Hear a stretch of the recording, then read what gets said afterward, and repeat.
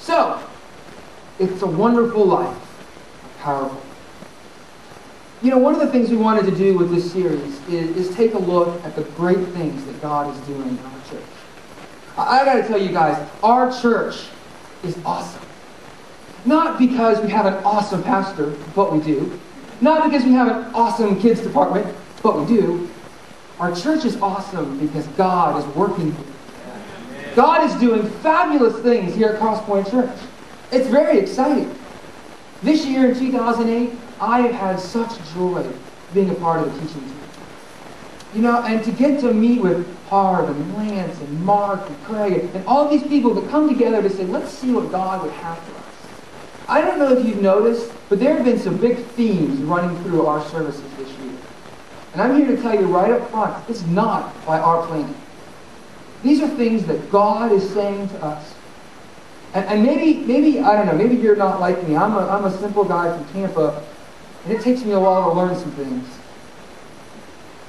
It takes me a while to really get down into my heart. So one of the things we really wanted to do with this Christmas season and say, in light of God's great gift to us, what is it that God would have for us to know this year? As you look, there have been themes that started way even back in January, February through March, June, even in November. One of my favorite pieces that God is still working with me about is something that we looked at this summer.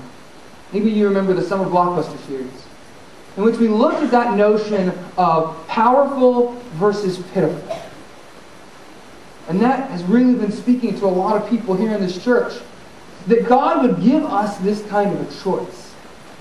You have a choice. Do we want to live a life that's powerful or a life that's pitiful? Still working in my heart. I'm still trying to figure out what exactly that is. But God really began to unpack things in the Word. Began to tell us things like we are equipped and we're called. And He began to build up that notion of what it is to be powerful.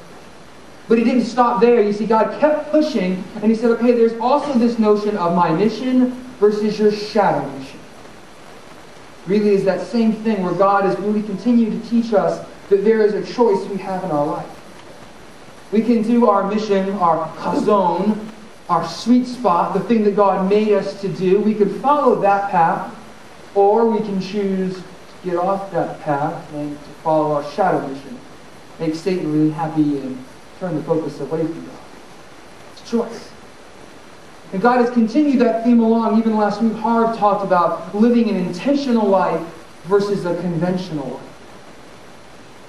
That idea that by living a life full of convictions, by living a life that you're intentional about, that you can steer clear of that conventional life that leads nowhere. And so now we have this question in front of us. God, in the light of the Christmas story, in the light of Emmanuel, God with us, how do we really do that? How do we live a life that is intentional, where we follow out our mission, and not just do it in a kind of way, but a way that's powerful, in a way that people look at us and they go, I don't get it, but man, that woman's powerful. That guy, he's powerful. I don't understand what's going on. That's the question in front of us today. How do we really flow through all of that stuff and make it powerful? Well, let's take a look at the movie. You've all seen this movie a lot. There's a lot of really cool characters. Last week, Harv talked about George Bailey. He compared and contrasted him with Henry Potter. Two great characters. And then we have other characters like Violet and Zuzu and all these really cool characters. But I would argue there's one that is the most powerful. I would call her the unsung hero of the movie. I would argue that it is not George Bailey who's the most powerful, though he's a cool guy, there's a lot of important things we can learn from him. It's not George that's the most powerful. I would argue the most powerful is his wife, Mary Bailey. I'd like to take a few minutes today just to look at some of the things about her life, choices she made, and how that made her powerful. But of course, in the end, this is a story. It's a good story, but it's a story. It's a great movie, but it's still fictional. We have to ask ourselves the question, is this really real? And so we're fortunate because God gives us a picture of another woman who lived a powerful life. by the same name, Mary, the mother of Christ. She is central to the Christmas story. It's a huge part of her that we need to learn about today. Today we're going to look at these two ladies. For ease of simplicity, we have two Marys, one of which I will refer to as Mrs. Bailey, the other of which I will refer to Mary, because we just don't know her last name, and Mary, Mother of Christ, is a bit of a tongue twister. So I will refer to Mrs. Bailey and to Mary, and we're going to look today at what we can learn from these ladies that is so powerful. You'll find here on the back of your bulletin some space. This is great space for you to doodle or draw funny pictures of your husband. Oh, no, I'm just kidding. On this space is places for your notes. We're going to take, first of all, a look at what we can learn from the Mary's life.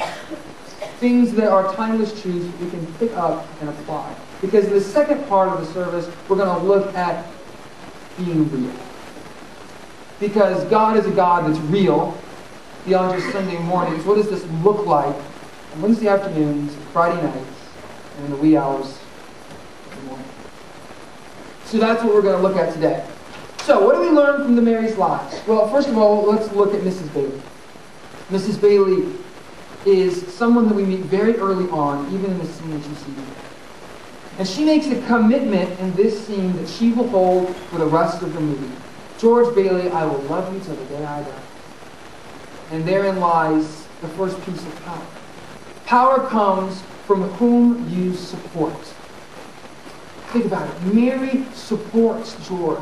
She makes that commitment, and it's evident throughout the whole movie. Even on in the early scenes. And then we see her come back from college, back to George. And even when he's not giving her the time of day, even when he is totally following her words like brainless, things like that, she still supports him. And then she continues on through life. It's amazing how her life is defined by who she is. What about Mary, the mother of Christ? What do we learn about her? Well, today we're going to be looking at a lot of scripture, but a lot of it's going to come out of Luke. One of the very first scenes we meet Mary is when she's a teen. And you see, that's what I absolutely love about teenagers, is the amazing amount of potential you guys have. We talk about living in a life of change. You are the epitome of that. It's day by day, hour by hour, minute by minute. You guys have that potential. And that's where we find Mary, in that blank slate. Yeah, she's growing up a good Jewish girl. She's kind of hanging out one morning in her bed, and everything's quiet, and then, bam, life changes. This angel shows up and says, guess what? You found favor in the eyes of God, and I've got news for you. And the angel goes on to unfold her chazon, her mission in life. And she goes, I don't know if this is what's going on. And angel's like, don't be afraid. This is what God has planned for your life. And this is Mary's response. This to me is Mary's life verse. Oh, that my tombstone would say these words. Mary responded, I am the Lord's servant, and I am willing to accept whatever He wants. I could sit down right now. That alone would change our lives. I am the Lord's servant. I'm willing to accept whatever He wants. May everything you have said come true.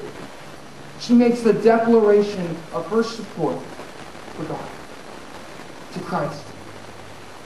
The angel's basically sitting here and telling her, you get to be mother to the Messiah. And your chazon, your mission in life, is to support Jesus.